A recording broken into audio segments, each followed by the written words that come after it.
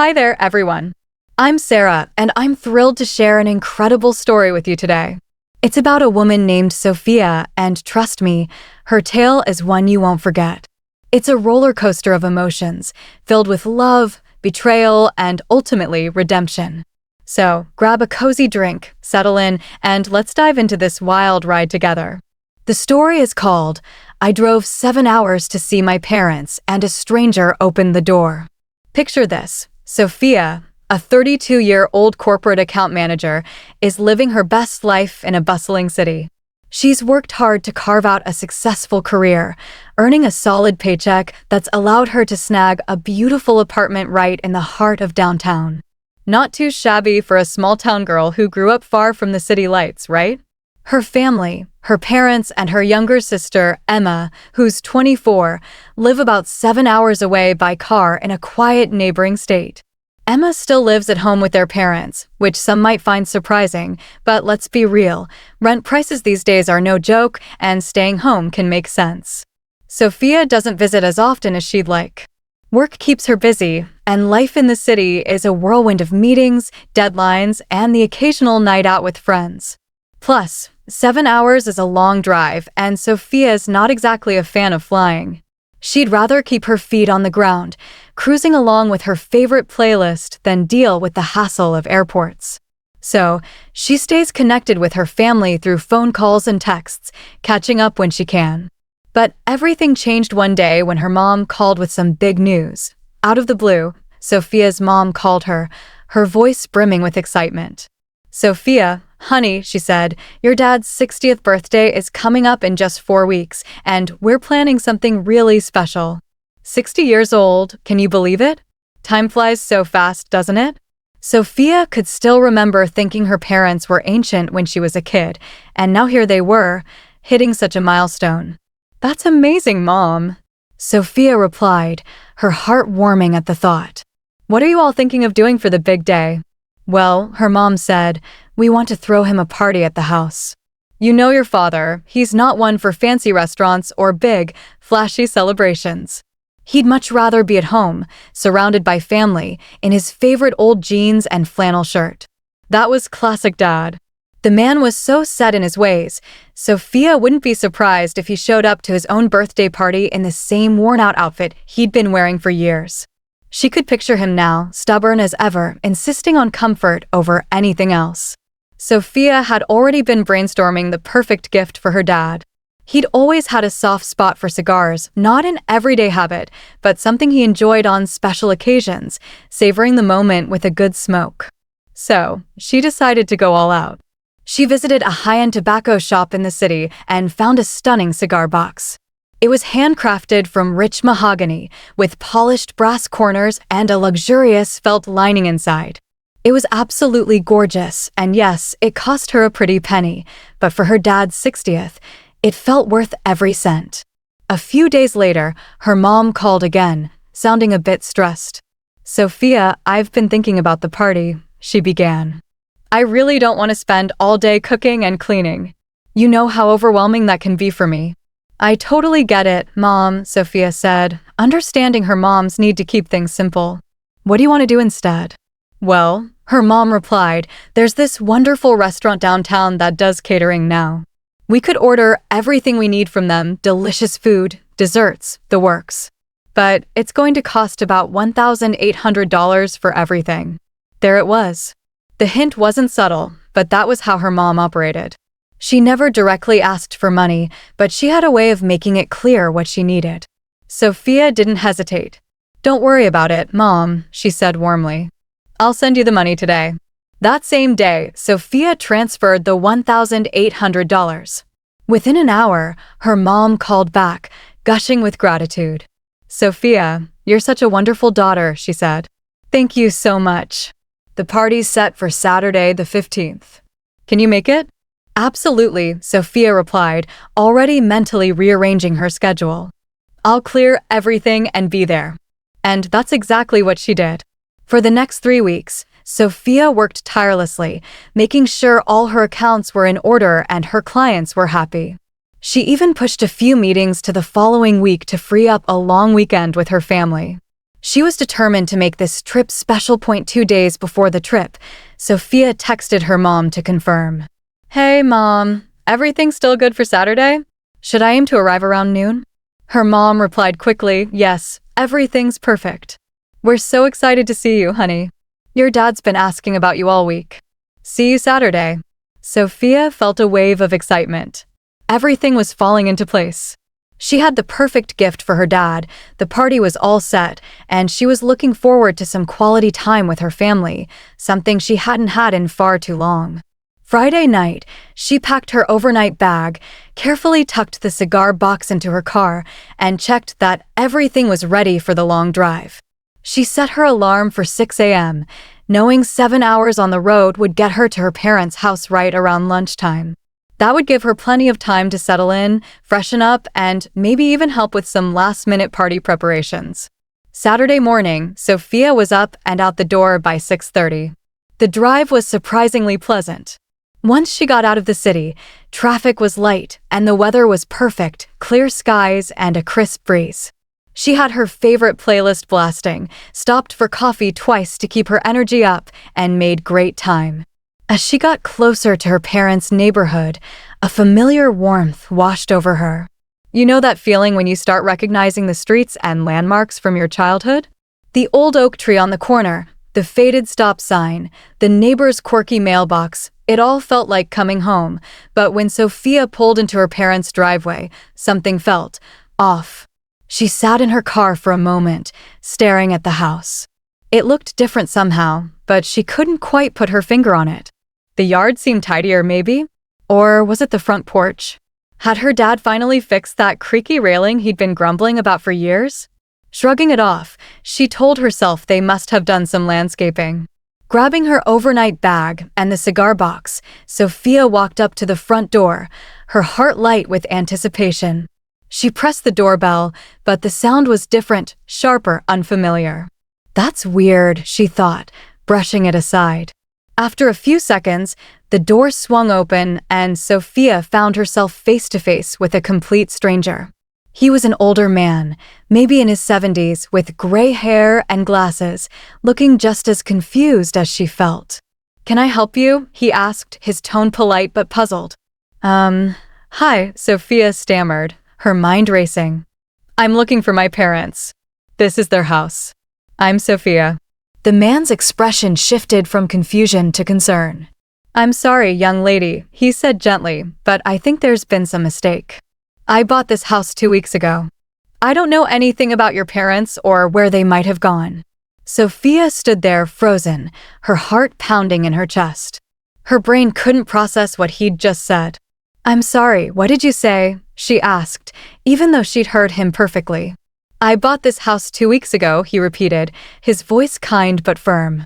It was from a couple, older folks, with a younger woman with them. Nice people, but they seemed in a hurry to sell. Sophia's hands started trembling, the cigar box feeling heavier by the second. "Did they say where they were going?" she asked, her voice barely above a whisper. "I'm afraid not," the man replied. "The realtor handled most of the paperwork. I just signed the documents and moved in. Is everything okay? You look a little pale." Sophia couldn't even answer. She mumbled a quick "thank you" and stumbled back to her car, her mind spinning. This had to be a mistake. Maybe she'd gotten the address wrong? But no, this was her childhood home. She'd been here countless times. The familiar porch, the driveway where she'd learned to ride her bike, it was unmistakable. Sitting in her car, Sophia pulled out her phone with shaking fingers and dialed her mom's number. It went straight to voicemail. "What the hell?" she muttered, her heart racing. She tried her dad's number. Voicemail. Then Emma's. Voicemail again. Panic started to set in. She called her mom over and over, her fingers fumbling with each attempt. By the 10th call, her heart was pounding so hard she thought she might pass out. What if something terrible had happened? What if they were in trouble? On the 11th try, her mom finally picked up. "Sophia, why do you keep calling?" she said, her voice oddly casual, almost annoyed.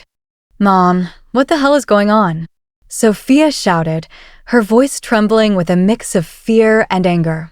I'm at your house, and there's some old guy living here who says he bought it from you 2 weeks ago. Where are you?" There was a long, uncomfortable pause, too long. "Oh, that," her mom said finally, her tone far too breezy for the situation. "Yes, we sold the house." "You what?" Sophia's voice cracked. "Mom, what are you talking about?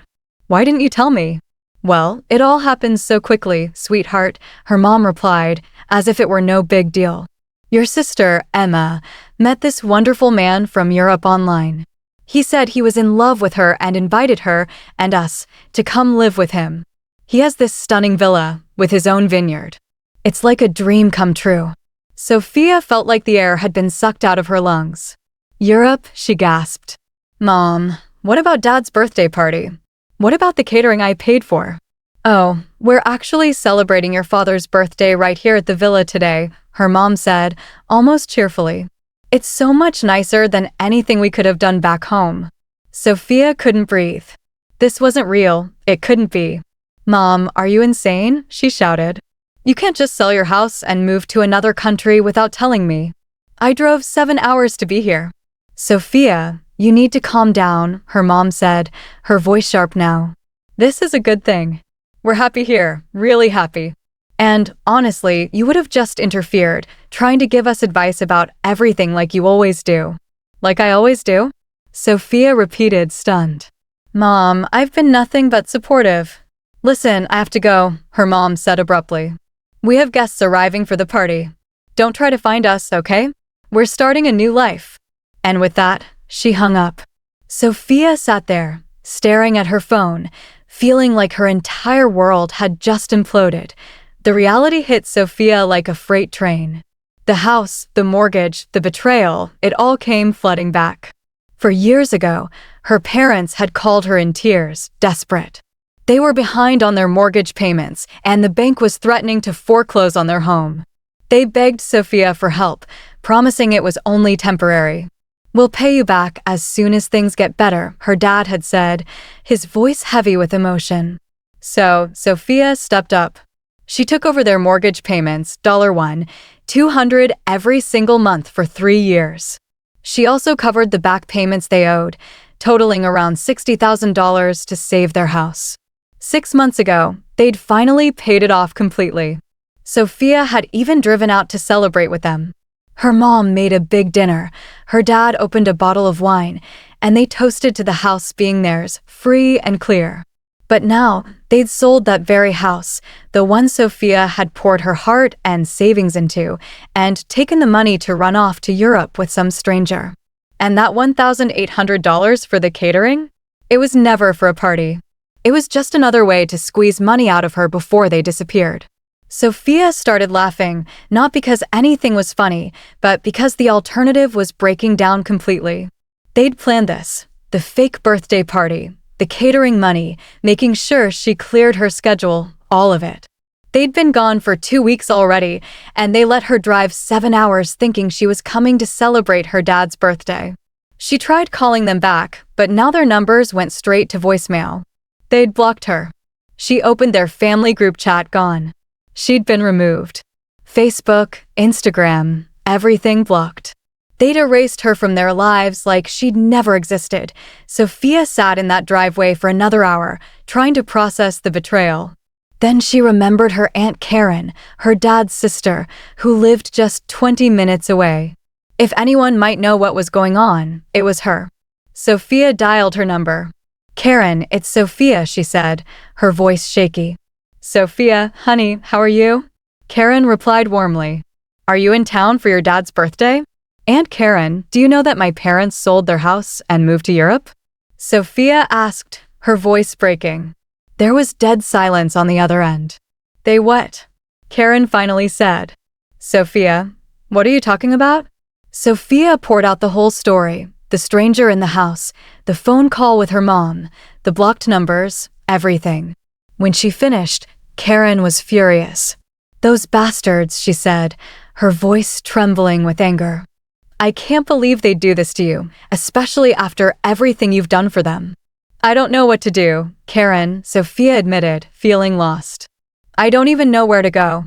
"You come here right now," Karen said firmly. You're staying with me tonight, and we're going to figure this out. At least someone in her family still cared about her. Sophia spent the night at Karen's, barely sleeping as the betrayal replayed in her mind. The lies, the money she'd spent saving their house, it was all too much. When Sophia woke up Sunday morning, something had shifted inside her. The hurt was still there, but it was sharper, clearer, like a decision had been made in her sleep. Over coffee, she looked at Karen and said, "You know what? I'm done with them. They made their choice. They lied to me, stole from me, and threw me away like I was nothing. So, I'm choosing too. I choose to never have anything to do with them again." Karen looked worried. "Sophia, they're still your family." "Family doesn't do what they did to me," Sophia said, her voice steady. "Family doesn't take $60,000 from you, sell the house you saved, and disappear without a word. Family doesn't block your number and pretend you don't exist." She meant every word.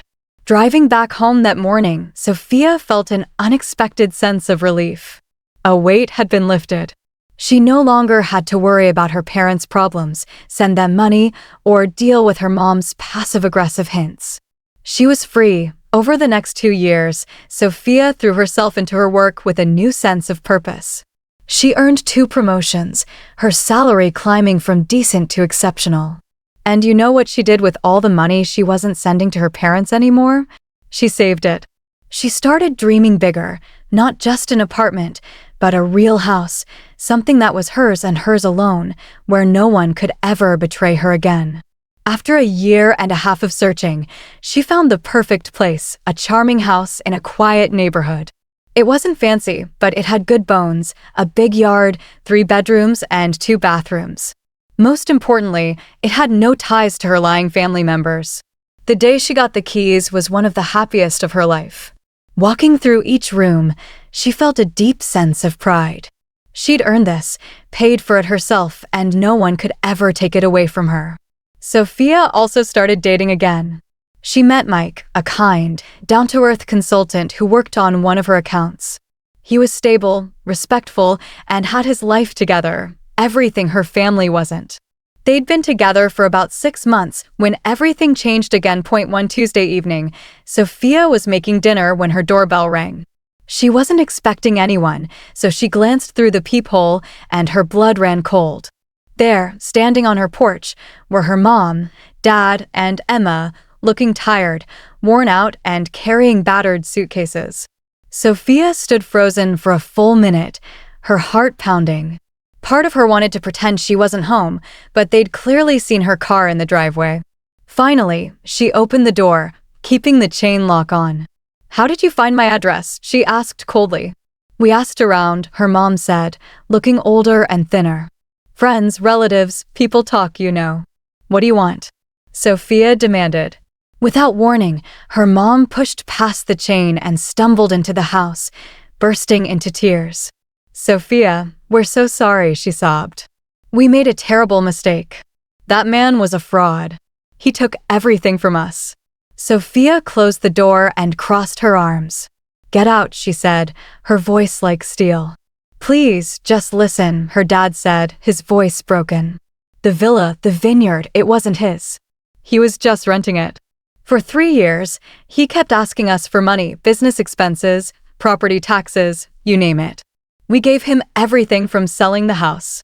Emma spoke up, looking like she'd aged a decade. "He told me he loved me, that we'd get married. But then one day, he was just gone. Vanished. Left us with nothing." "So you barely had enough for plane tickets back here," Sophia said, her tone icy. "And you thought you'd just show up and move in with me?" "You're our daughter," her dad said, straightening up. "We're family. We'll live here until we can get back on our feet." Sophia laughed, a cold, bitter sound. "You're kidding, right? After you stole $60,000 from me and disappeared like thieves? You think you can just waltz back into my life?" "We didn't steal anything," her mom protested. "That money was a loan." "A loan?" Sophia screamed. "You never intended to pay me back. You sold the house I saved and ran off with the money." They started talking over each other, making excuses, begging, trying to guilt-trip her. But Sophia was done. She walked to the front door and flung it open. "Get out." "Get out of my house right now, or I'm calling the police." That got their attention. They grabbed their suitcases and shuffled out, her dad muttering, "You can't just abandon your family." "I'm not abandoning anyone," Sophia shot back. "I'm just learning from the best." She slammed the door, locked it, and watched through the window as they dragged their suitcases down the street, looking lost and defeated. She felt nothing, no guilt, no sadness, just empty relief. Sophia knew this wasn't over. People like her parents don't give up easily, especially when they're desperate. So she took action. The next day, she called a security company and went all out: motion sensors, door alarms, window sensors, and cameras covering every inch of her property. She wasn't taking any chances. For weeks, her phone rang constantly, different numbers, but always the same voices. Her mom crying and begging, her dad demanding she do the right thing, Emma sobbing about how sorry she was. Sophia hung up every time. Then Aunt Karen called. "Sophia, your parents showed up at my house last night," she said. "Let me guess. They wanted to stay with you," Sophia replied. "Exactly," Karen said. "I told them absolutely not. What they did to you is unforgivable, and they need to figure out their own mess." "Good for you, Karen," Sophia said, grateful for her aunt's support. "But they looked really bad," Sophia, Karen added. "Like they've been sleeping in their car." "Don't feel bad," Sophia said firmly. "They made their choices. This is what consequences look like." After about 2 months, the calls stopped. Sophia assumed they'd either given up or found somewhere else to go. Either way, she was done with them. Life moved forward. Sophia and Mike grew closer, talking about moving in together and planning a future. She shared parts of her story with him, though the full extent was hard to believe unless you'd lived it. Then, one Thursday evening, after a successful business trip, Sophia landed at the airport and turned on her phone to find 15 missed calls and a flood of texts from her security company. "Urgent. Multiple motion alerts detected at your property." "Urgent. Break-in attempt detected." "Urgent. Intruders have fled the scene." Her heart pounded as she called the security company. "Miss Chin, this is Dave from Safeguard Security," the voice said. "We detected a break-in attempt at your property at 2:30 a.m. 3 individuals tried to force entry through your back door." The alarm scared them off. "Did you get them on camera?" Sophia asked, already knowing the answer. "Yes, ma'am. Crystal clear footage. The police have copies." When Sophia got home, the signs were obvious: scratches on the lock, damage to the door frame. If she hadn't installed that security system, they might have gotten in. The next morning, she met with Officer Martinez, who showed her the footage. There they were, her mom, dad, and Emma, creeping around her backyard at 2:30 a.m. like common criminals.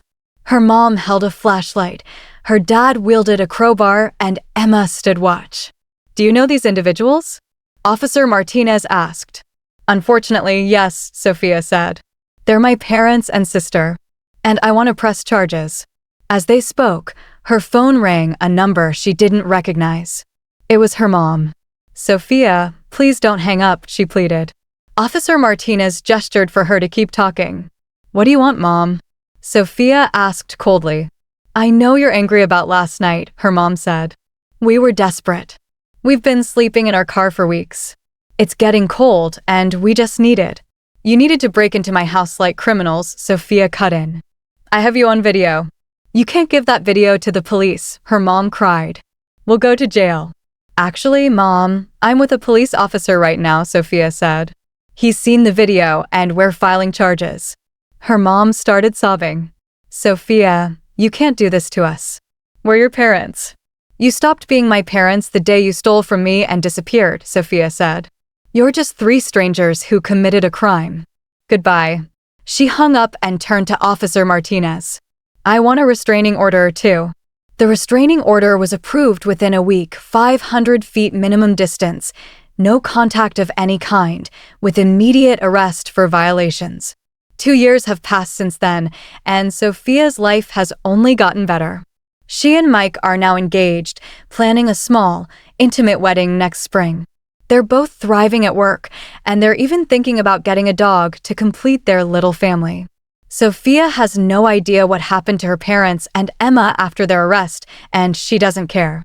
Mike knows the whole story now and is proud of her for standing up for herself. She still has the security system, not out of fear, but because it gives her peace of mind and control over her space. When people ask if she misses her family or thinks about reaching out, her answer is simple: no. You can't miss people who are never there for you, she says. And you can't reach out to people who only want to take from you. Sophia's living her best life now, a dream house she earned herself, a thriving career, a partner who respects and loves her, and a future she controls. No drama, no manipulation, no guilt trips, and no surprise visits from thieves in the night. Some might call her cold for cutting her family off, but they've probably never had their own family steal $60,000 and try to break into their home. Sophia's not heartless, she's just learned to protect her heart. Please feel free to comment below if you liked this. Remember to like and subscribers for more.